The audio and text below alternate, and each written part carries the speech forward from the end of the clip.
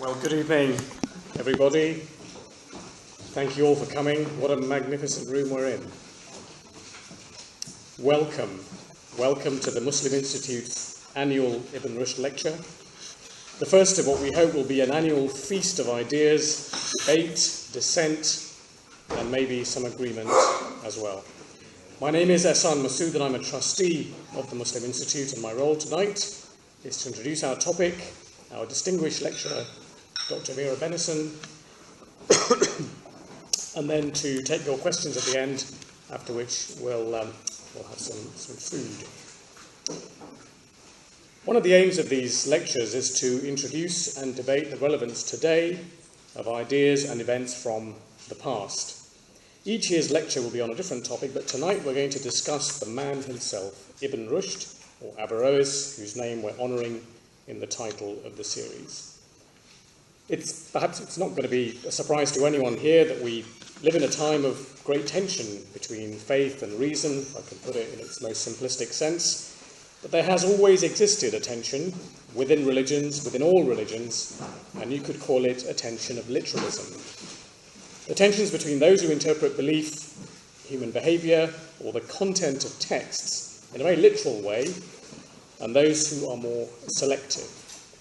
And there's an additional tension too, that's also existed for centuries, and that's the tension of what you might call plurality or difference. The tension of difference, I would say, is perhaps more prevalent, tighter, stronger among Muslims than it is amongst others. And it's sometimes something that I wonder if we'll ever really be able to get right. Islamic societies have always comprised believers and non-believers from a multitude of schools, traditions, ways of behaving, ways of living. But unlike other communities, it's probably fair to say that we find it harder to acknowledge that difference and harder still to celebrate it. You might be Sunni or Shi'i, you might belong to the many later incarnations of Islamic belief or practice. You may decide that belief isn't something for you. But if you want to remain part of an Islamic community, you're pretty stuck, because by common consensus there is only really one or a few modes of existence, one or a few ways to comprehend the meaning of God, or to interpret revelation, one way to define what it means to have an afterlife, one or a few ways to think about the nature of prophecy, and heaven help you, of course, if you choose to dissent. I was reminded of the quite incredible power of this consensus just quite recently by the story of the fall from official grace of Muhammad Assad, who many of you will know as being the writer and diplomat, published a translation of the Quran in 1980, and before that who wrote, of course, The Road to Mecca, a book that many Muslims and others have found to be quite inspirational. If there was ever an Islamic utopian of his time, one of those people would have been Muhammad Assad. He was born to an Austrian Jewish family. He converted to Islam, travelled extensively in Arabia, found a calling in the newly independent Pakistan, where he then became ambassador to the United Nations in New York, and later moved to southern Spain, where he died and is now buried in Malaga. For practically all of his life, he was revered, quite respected, until that is a most unlikely downfall, a downfall over the fact that he dared to be just that little bit different. If you're born into a Muslim household, it's quite likely you'll have learned the story of the Prophet's night journey, the Miraj, an event in which the Prophet in the dead of night journeys from Mecca to Jerusalem and then into the heavens before returning home in barely the blink of an eye. Now, in his translation, Assad agrees that the night journey was very important in a theological sense, but he adds that it was probably mystical, or mystic as he called it, and not physical. He was quite upfront about the fact that this is not the majority view of commentators, but it is held by an influential minority. This kind of careful caveating didn't really matter, because when the translation was published, all hell broke loose.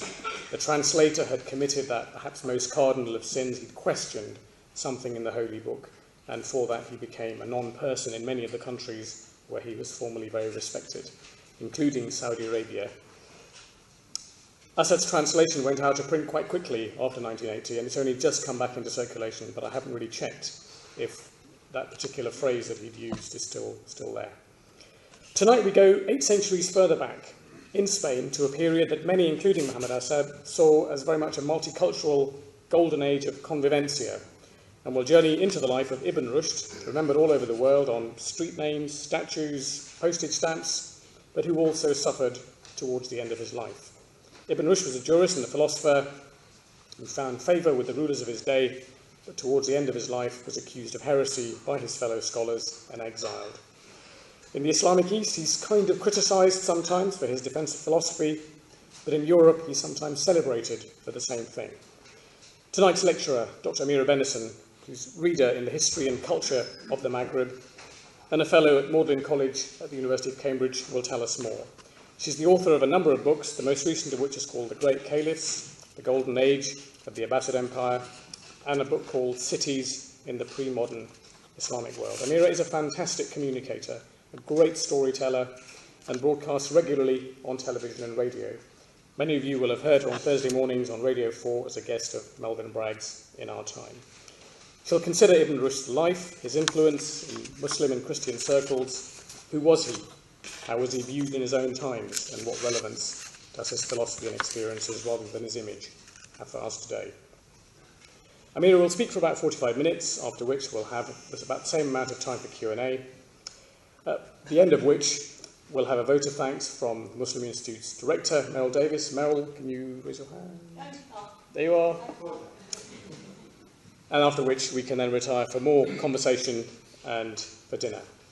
So on behalf of Merrill and the staff, the fellows of the Institute, my colleagues on the trustee board, the editors of the magazine Critical Muslim, which this month is all about Al-Andalus, so sign up.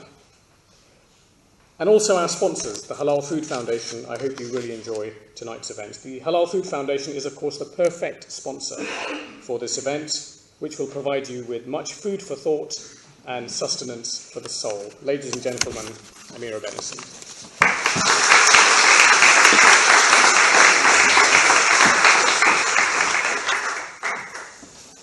Well, first of all, of course, I'd like to thank the Muslim Institute for inviting me to give this first lecture in the series. It's a huge pleasure and an honour for me to be here. I'm very grateful to Ihsan himself for inviting me and talking to me about the topic and what we'd like to cover tonight. And I must admit, in a sense, I was slightly puzzled about this idea of Ibn Rushd, a man for our times, when I first thought about it, and I wondered in what ways he might indeed be a man for our times. And it did set me to thinking, and I hope we can explore some of the ideas that I'll throw out in the course of the lecture when it comes to the question and answer session. I started by thinking about Ibn Rushd himself as an exemplar and why he might be an exemplar in modern times, and how he's taken, what does he stand for people today. I know him as a historical character, not as a symbol, so I had to think how he was understood today. And I called to mind a conference I was invited to in Algiers around 2005 by the Haut Conseil Islamique in Algiers. And they very much presented Ibn Rushd as an emblem of open scientific and philosophical inquiry, whilst very much forgetting the age that he actually lived in, because whilst a lot of people have pointed to the centuries before Ibn Rushd's time in the Iberian Peninsula as being a time of harmony, the period in which he actually lived was probably one of the least harmonious moments in the history of the Iberian Peninsula and North Africa in Islamic times.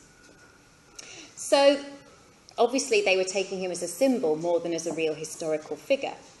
And he is often put forward as a model of a liberal, intellectually engaged Muslim, whom we might perhaps like to emulate. He's also sometimes seen as a patron of medicine, and thus a reminder of Muslim pride in Islamic medicine and in Islamic science more generally. And I also think he's quite popular, as Ihsan has suggested, as a Muslim who influenced Latin Christians and therefore Western thought. As a contributor to world civilization in a more general way, and someone who Muslims can be proud of. But of course, I'm a historian, so I know Ibn Rushd more as a historical character. So I thought I would begin by telling you a little bit more about who he actually was, what he did in the course of his life, and the experiences he went through. Ibn Rushd was born in the city of Cordoba in 1126. And he died in 1198 in Marrakesh, in Morocco. His full name was Abul Walid Muhammad bin Ahmed of the Banu Rushd lineage, and he's known in the sources as Al-Hafid, the grandson, because his father, Ibn Rushd al-Jad, was an extremely important jurist who was also very prominent in the life of Cordoba and the government of his day. In fact, his father was also Qadi, or judge of Cordoba, but he wasn't quite so important as the grandfather and the grandson, so there's no Ibn Rushd al-Ab along the way. So, he came from a very well-educated family, closely associated with power for generations, and they were a family who remained close to power despite changing regimes. So they were politically quite savvy. They moved with the times. Ibn Rushd al-Jad served the Almoravids, but Ibn Rushd al-Hafid, who we're looking at today, served their successors and their bitter enemies, the Almohads. So there's a lot of shifting and changing within the family. Ibn Rushd himself was a precocious child. He was very well educated for the time, and Al-Andalus at this time provided children of wealthy families with an excellent education. Of course, his education began with the religious sciences. I think one of the things that's important to remember when we're thinking about the distinction between reason and revelation is to remember that all Muslim thinkers, however they ended up, began with an education rooted in the religious sciences. They all started by learning the Quran. They all started with tafsir. They all started with some fiqh as they moved through the curriculum. So he studied jurisprudence, he studied kalam, which is the Arabic term for theology, but he also studied other fields of knowledge, which members of the Muslim elite at the time considered a necessary part of a well-rounded education, including medicine, astronomy, mathematics.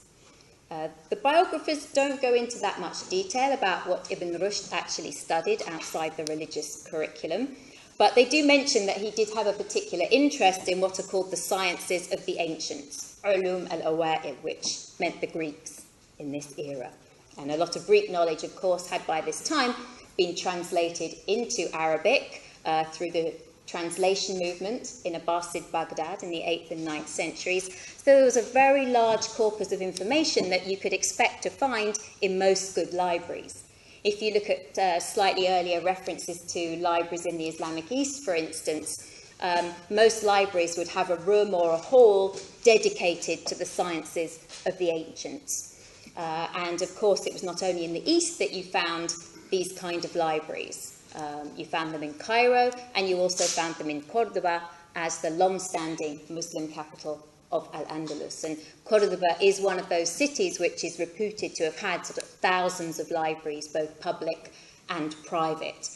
Obviously, we don't know how true the numbers are. They're often quite exaggerated, but nonetheless, they give the impression of a city which was sort of steeped in knowledge. So it wasn't difficult for a young man like Ibn Rushd to gain access to the classical knowledge of his day in Arabic.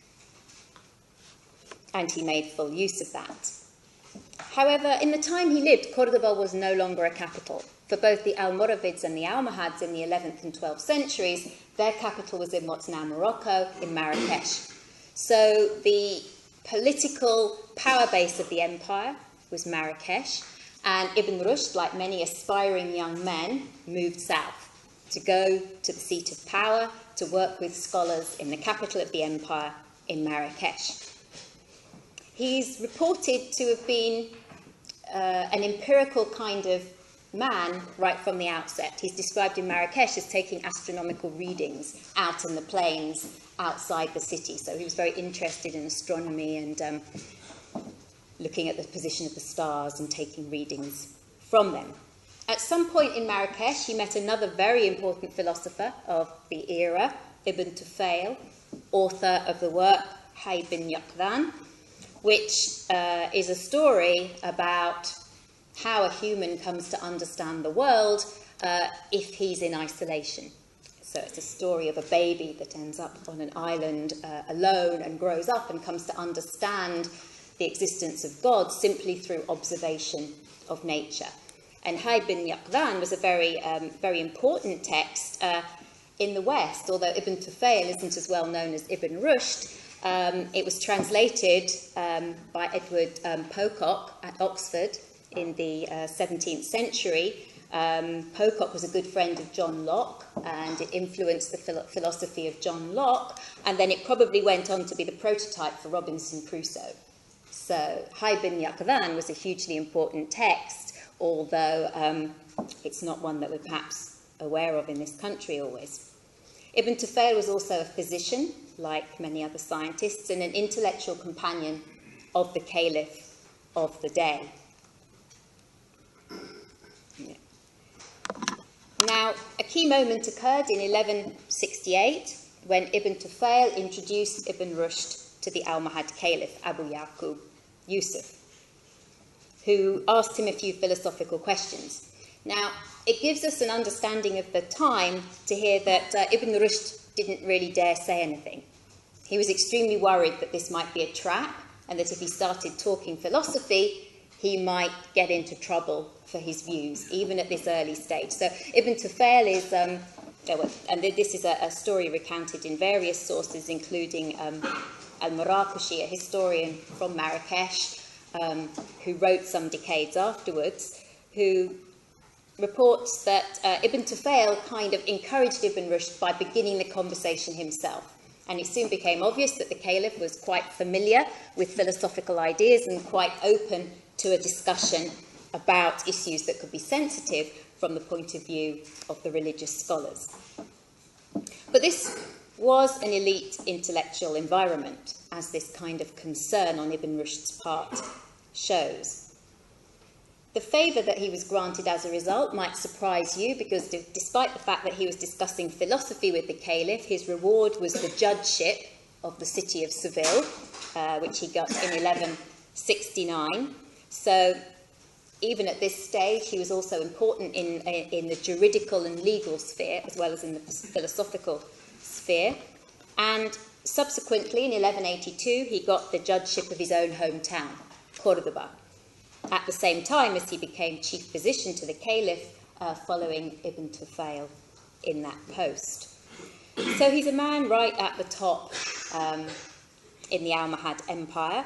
However, in 1195, just over 10 years later, his life became very difficult. It was the reign of the next caliph, Yaqub al-Mansur, who succumbed to pressure from jurists, in fact from Ibn Rushd's hometown, Cordoba, who pronounced his philosophical work heretical, anti-Islamic, and possibly even unbelief, kufr, and had him internally exiled to the city of Lucena, something which I'll come back to in a bit.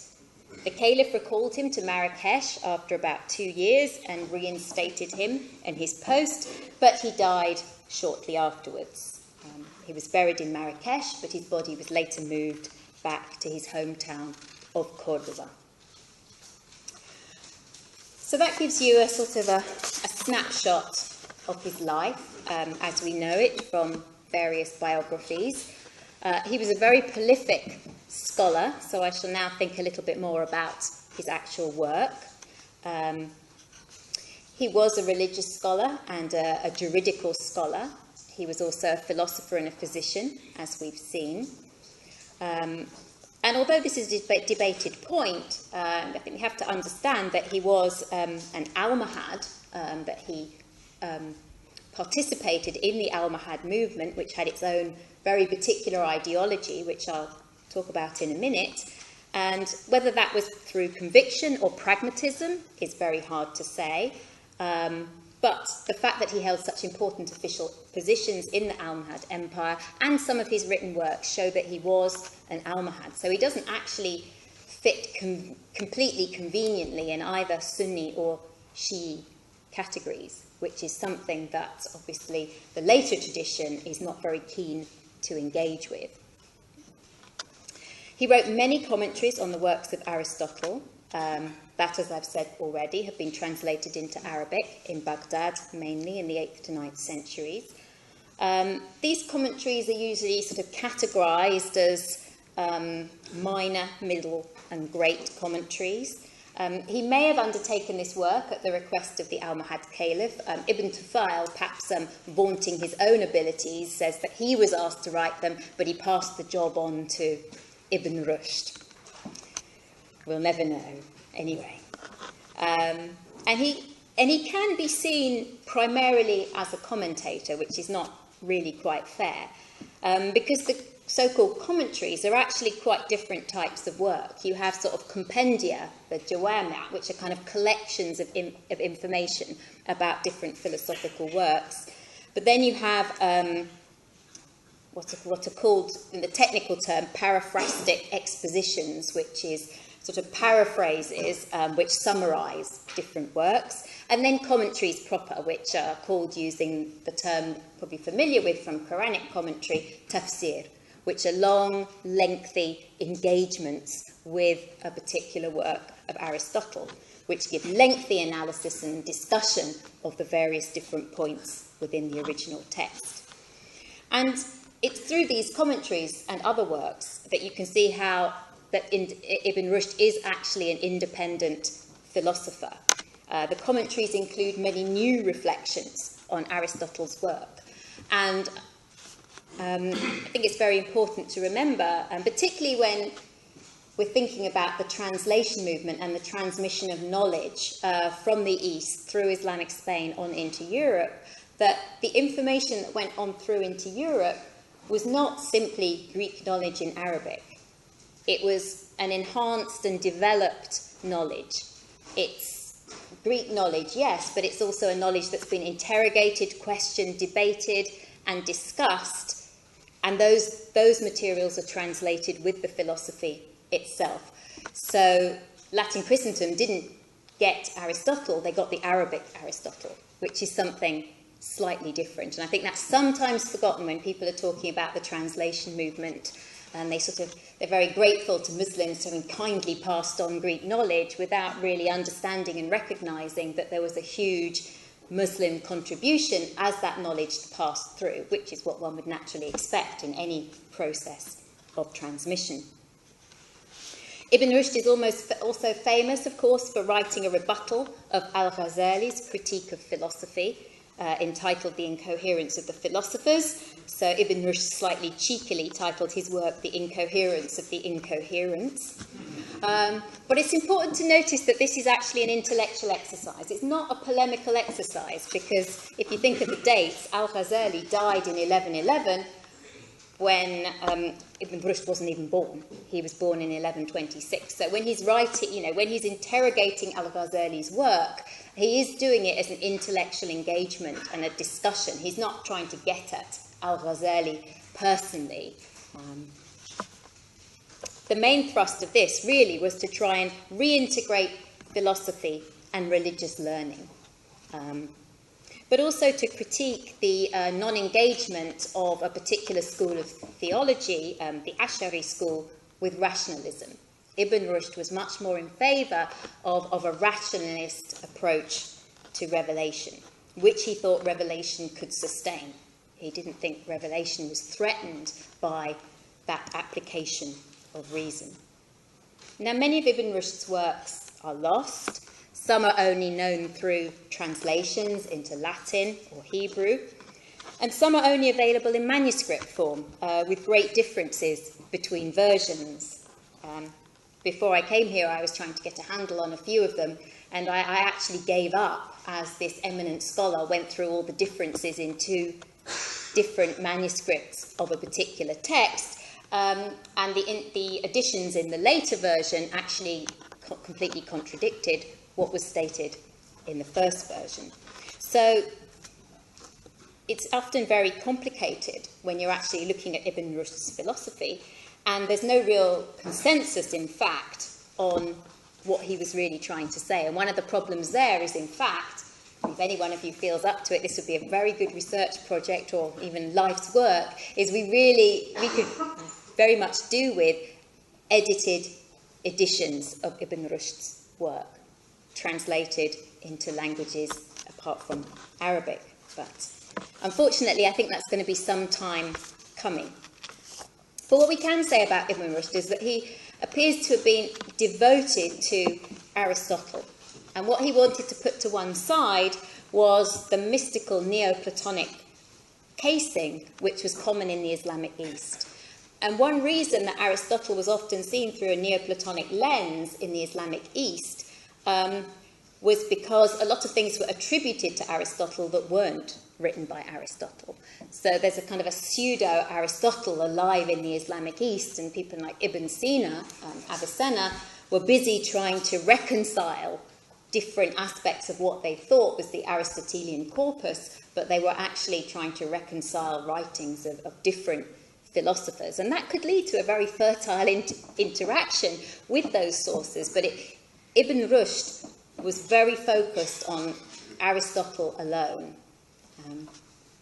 And this made him very strongly rationalist in his approach. He also very much valued empirical observation and experience, and this is where perhaps you can see the influence of Ibn Tufayl coming in with Hay bin Yaqzan and this idea that you can come to appreciate the existence of God simply through observing the world. And if you look at it for long enough and think about it for long enough, you will know that God exists. Well, obviously that's a debatable philosophical point, but that's what Ibn Rushd was about. He did have quite an elitist view of philosophy, however. He's been described as supporting the idea of, if you like, a parallelism between philosophy and theology, in that philosophy is rather complicated and there are only some minds that can really appreciate it. I mean, a view I have some sympathy with, not being a mind that can fully appreciate philosophy, and that theology is a simpler, often more emotional way for people to understand a sublime truth. So he has been described as quite elitist in that sense. But unlike some of the philosophers of the Islamic East, particularly the early philosophers, he didn't see philosophy and theology as completely separate either. He saw them as each having a role to play, and in a sense, if you like, each moving towards the same ultimate truth.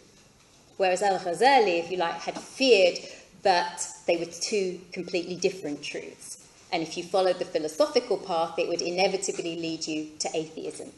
This is not Ibn Rushd's perspective at all. He feels that you can be completely rational and it won't eventually corrode your faith completely. He also wrote a major medical work, the Kitab al-Kulliyat fi-Tibb, which was a companion to another work, or so he said, by the surgical practitioner Ibn Zuhur, who was a member of another very eminent family in Cordoba, but one devoted to medicine, and other medical books, some of which have been lost. But he also wrote a major work of law, and I think it's important when one's thinking of him as a philosopher to remember that throughout his life he juggled working in philosophy with a role as an active judge in Seville and in Cordoba, and as someone who actually wrote books of jurisprudence and law. And his most famous law work is the Bidayat al-Mujtahid, which shows his keen interest in the sources of jurisprudence, the usul al-fiqh, but also tries to apply the notion that you really have to use strict reasoning and logic in law, not just in philosophy. And the Bidayat al-Mujtahid is still taught today, showing that that had enduring importance in Islamic lands. We move now to think about some controversies associated with Ibn Rushd.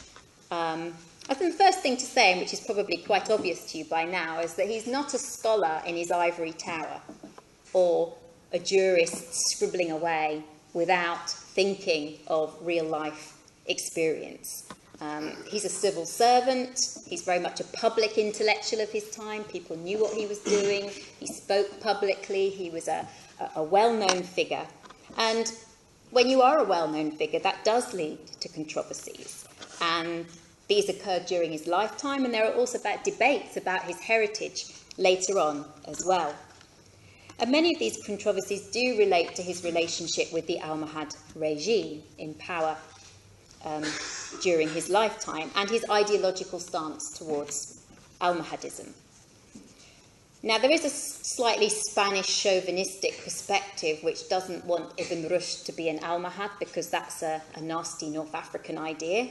There's a tendency in Hispanic studies to want to claim Muslim scholars of the peninsula as Spaniards. But of course, they're not Spaniards in the sense of modern Spaniards. And they didn't see that same distinction between Europe and Africa as some later commentators have done. From the perspective of Ibn Rushd, Almohadism originated in North Africa. It was an interesting and stimulating new way of looking at Islam during that period. It was a type of revivalist Islam. It was predicated on the belief that the founder of the movement, Ibn Tumart, was the Mahdi and the ultimate guide to the Quran. And that created a contrast with the views of the preceding dynasty, who had favoured reliance on accumulated knowledge, particularly in the form of commentary works of Maliki jurisprudence. And although the Almohads tolerated many what we might call orthodox Sunni texts, like the Muwatta of Malik himself, at certain points they were very, very hostile to some of the commentary works which were quite beloved of the jurists in Al-Andalus, and even had them burnt on occasion, creating a lot of local hostility in Al-Andalus. But the Almohads were also deeply critical of literalism in religion, particularly anthropomorphism.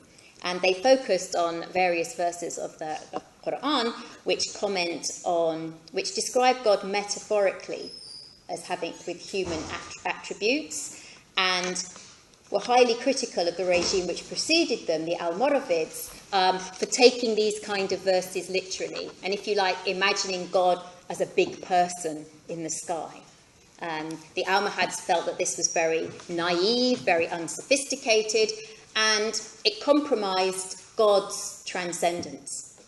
That God is so utterly unlike man that it's inappropriate for any human to think of God as having human-like attributes. Now, the Almohad caliphs varied in their attitudes towards philosophy and mysticism.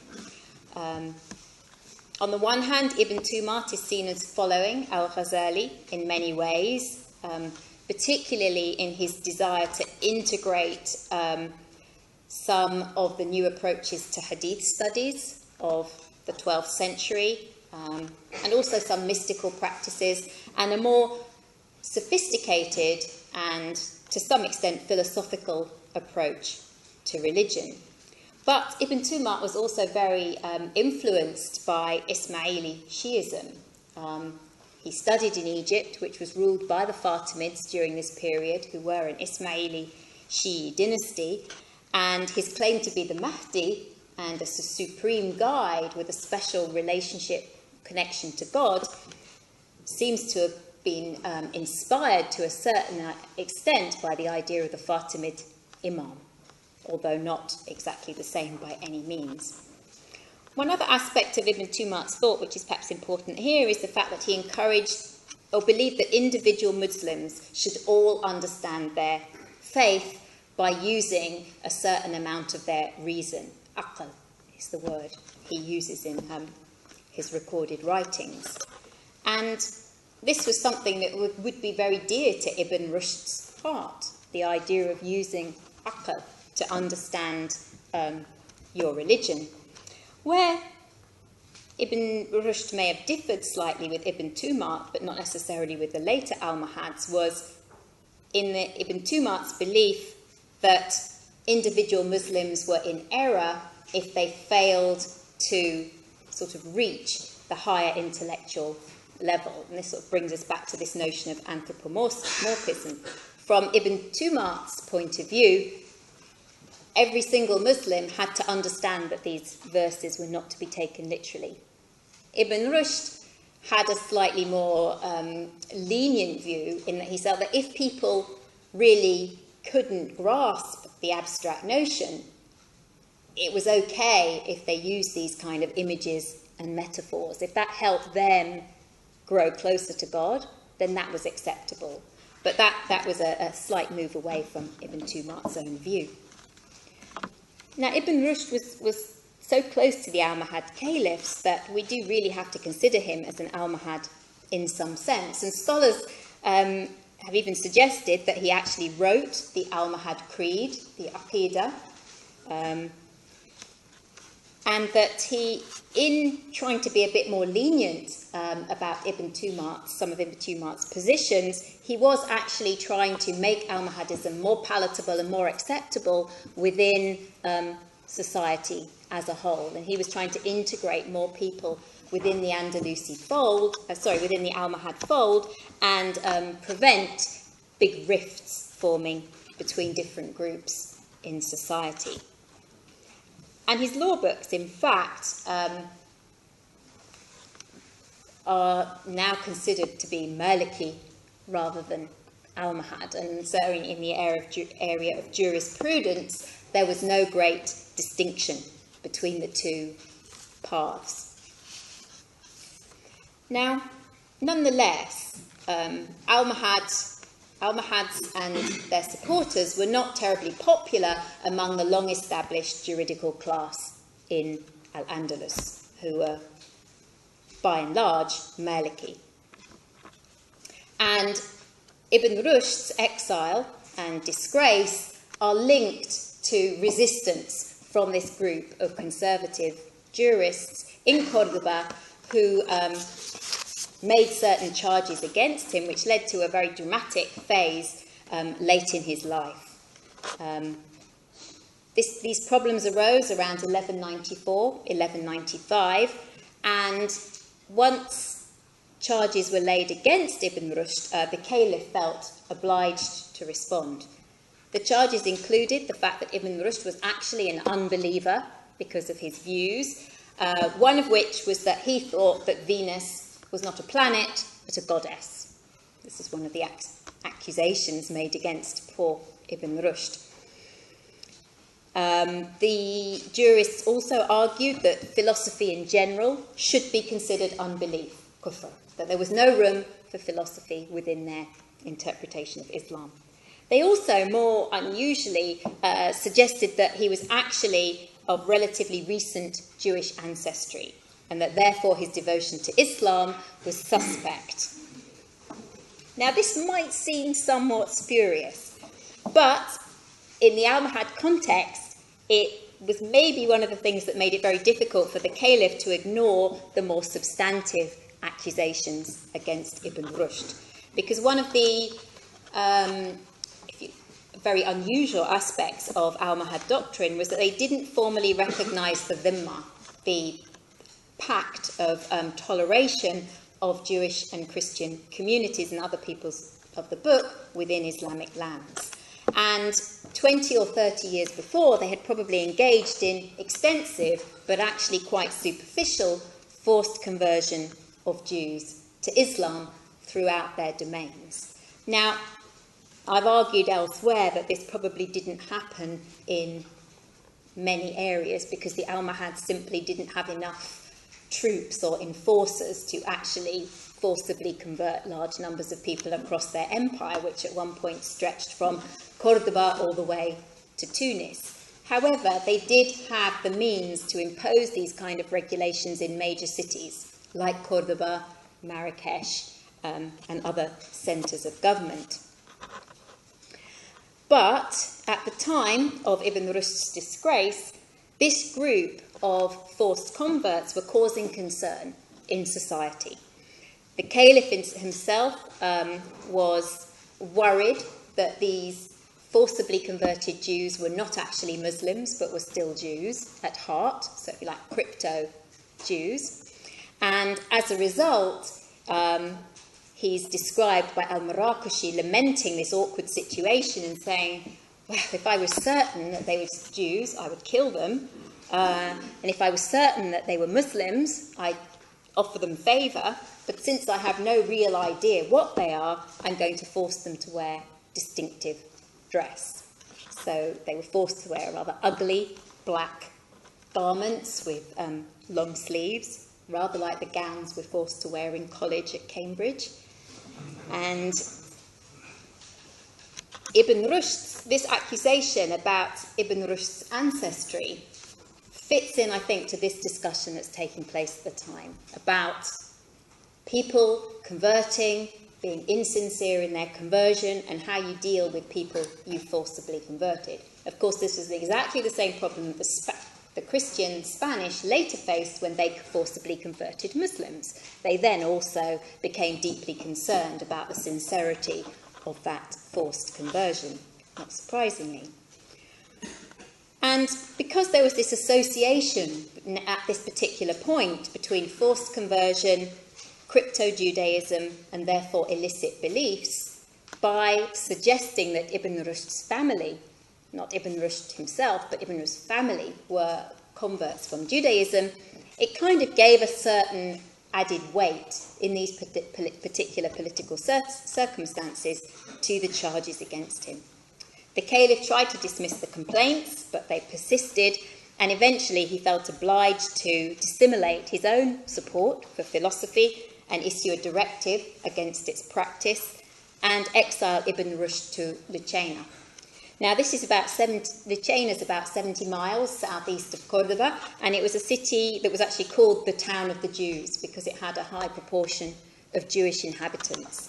So, and some scholars have seen this exile to Lucena as a way of implying that Ibn Rushd was of Jewish ancestry and therefore religiously suspect. I said to look now at sort of the end of his life and his legacy, before giving you a chance to ask your questions and share your thoughts. Ibn Rushd was recalled to the Caliph's court in Marrakesh after about 2 years. The Caliph obviously didn't have any deep-seated antagonism to Ibn Rushd and wanted to bring him back to the court when he could, but he died shortly afterwards. Now, as a result of his life and his work, the Muslim biographers give very mixed assessments of him. Some considered him the greatest scholar and thinker of his time and one of the greatest figures in Andalusi intellectual history, people like Ibn al-Abbar and the biographer of scientists, Ibn Abi Usaybi'ah. Others had a much more negative assessment, rooted in the perception that his ideas were unorthodox, if not actually un-Islamic. People like al-Bunahi, who was based in Malaga, and al-Dhahabi in Egypt. His philosophical works were in fact not very well circulated after his death. And this is because he was probably more rigidly rationalist than the Eastern philosophers. And most of his successors, even in the Islamic West, people like Ibn Arabi, preferred the much more mystical philosophical approach of Ibn Sina. Ibn Taymiyyah, based in Damascus, is one of the few who did engage with his works, albeit to criticise them. But it's obvious that Ibn Taymiyyah did have a good in-depth knowledge of Ibn Rushd's work and was able to take issue with it based on that knowledge. So we know that even if it wasn't found in any other library, Ibn Rushd's work was in the library of Ibn Taymiyyah in Damascus. So of his works, really the only one that had a substantial Muslim readership after his death was his Bidayat al-Mujtahid, his law book. His philosophical works were not widely recognised. There were some practical reasons for this, which I think it's important to adduce, as well as ideological ones. He lived at the very end of Muslim rule in the Iberian Peninsula. 50 years after his death, almost everything was lost. Cordoba had gone, Seville had gone, and Muslim power was reduced to the small sultanate of Granada. So in terms of patronage, wealth, money, possibilities for people to invest in these kind of intellectual pursuits, everything had changed within 50 years of his death. So there is that practical reason one has to bear in mind. But that loss of territory also tended to push Muslims into more of a fortress mentality as well.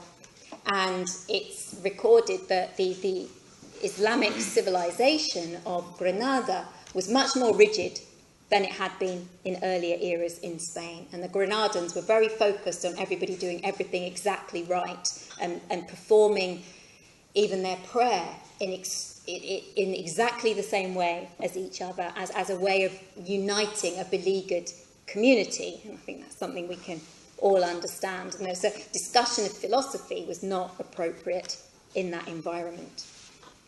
And philosophy instead became absorbed into less abstract fields, such as history, and we move on to people like the great thinker and historian Ibn Khaldun, who has a lot of philosophical ideas in his work, but it's not packaged as philosophy. It's absorbed and applied in new ways. Sorry, I'm going to have to get a bit of water, otherwise I might lose my voice before I say my last few words. Thank you so much. Conversely, Ibn Rushd's philosophical works, particularly the Aristotelian commentaries, were hugely popular in Latin Christendom and also in Jewish philosophical circles. He was a contemporary of Maimonides, and whilst stories of them actually working together are probably not well-founded, they were definitely aware of each other's work and thought about it and engaged with it. Translations into Latin and Hebrew took place in Toledo, which had fallen to the Christians in 1085, and then subsequently in Seville under Alfonso X, El Sabio, the Wise One, who was very interested in acquiring knowledge from what had been the Muslim South. His works went on to influence Thomas Aquinas. Aquinas was particularly interested in Ibn Rushd's use of the commentary method to work with a text by sort of having it there and commenting on it and engaging with it. He also adapted Ibn Rushd's idea of parallelism, but took it to mean a full agreement between reason and faith, which is not necessarily what Ibn Rushd believed. The Latin Averroists were an entire group of very important thinkers who took various ideas from Ibn Rushd as well, including their name, of course. So his impact was much greater in Latin Christian circles than it was in Muslim circles. He was restored to prestige in Muslim circles by means of the French Orientalist Ernest Renan, who published a biography of Ibn Rushd in 1852. And this biography was then translated into Arabic during the Arabic literary revival in the Middle East, the Nahda, by Farah Antoun, who dates 1860 to 1922. And as a result of that translation of Ibn Rushd's biography into Arabic, it circulated widely among the Muslim intellectuals and Arab intellectuals more widely of the literary revival, and Ibn Rushd came much more to the attention of Muslims once again. So that brings us to the question of the title, A Man for Our Times. Is he, isn't he? Well, Ibn Rushd is often used as a symbol with relatively little knowledge about his actual historical persona, or indeed any particularly deep understanding of his writings, which, as we've seen, are quite inaccessible in a sense. But his actual life experiences do resonate, I think, in the present in some positive and some less positive ways. And I think what we can take away is that he did have a lifelong concern to reconcile reason and revelation, and to work within these two frameworks. Whatever his sectarian position, he believed he was a good Muslim, and he wanted to live a good Muslim life. But at the same time, he wanted to use his intellect to inquire and to innovate. He didn't want to take things as read. He didn't want to just go with what had, the knowledge that was given to him, but he wanted to grasp it, think about it, mull over it, and take it further if he could. And in that sense, he was also very much an empiricist, a man of science who wanted to go out. We've seen, he's taking astronomical readings on the plains outside Marrakesh. He was someone who could write on medicine, and there is evidence in those medical works that he actually practiced medicine. He was a physician for the caliph, so, that's a position of some responsibility. You have to know a bit about medicine if you're going to treat a caliph, otherwise you get into trouble. So he is actively engaged in science, and obviously very much a man of the world, as well as a man of intellect. He is a public intellectual, he's a civil servant, he's a judge. He held important, prominent positions in his day. He also faced a challenge, what could be described as facing very literalist or fundamentalist interpretations of the faith. He faced a cohort of scholars who accused him of unbelief because of his philosophical interests. And this led the immediate generations after him to view him with very great ambivalence. It's probably worth pointing out here that although Al-Ghazali is hugely respected now, he was also viewed with ambivalence in the immediate aftermath of his life. So he also triggered debates and controversies in his own time. So sometimes it does take time for a person to be fully recognised. But it is quite ironic that Ibn Rushd was not granted full Muslim recognition for his brilliance during his own lifetime, and was in fact recognised primarily by Jewish and Christian communities who came into contact with his ideas and thoughts and applied them in their own contexts. And in that way, he is a very important symbol of the translation movement and of that passage of knowledge from the East through the Iberian Peninsula to the West in a very much enhanced kind of way. However, at the same time, he's now very much more fully recognised by Muslims the world over as a great intellectual and a man of science, as a model to hold up to the West, to prove the importance of Islamic thinking and knowledge and science in earlier centuries. And also, I think the fact that, as I said earlier, that Muslim scientists and thinkers have contributed to world civilization in some very important ways. And there's a universal value to what they were doing, which has benefited people more widely. And he's also a model, however, internally. And I think this is a development which is heartening. And it's something that's very important to hang on to and enhance communal respect for the values of learning, of progress, and intellectual engagement, which someone like Ibn Rushd can present to us. Thank you very much.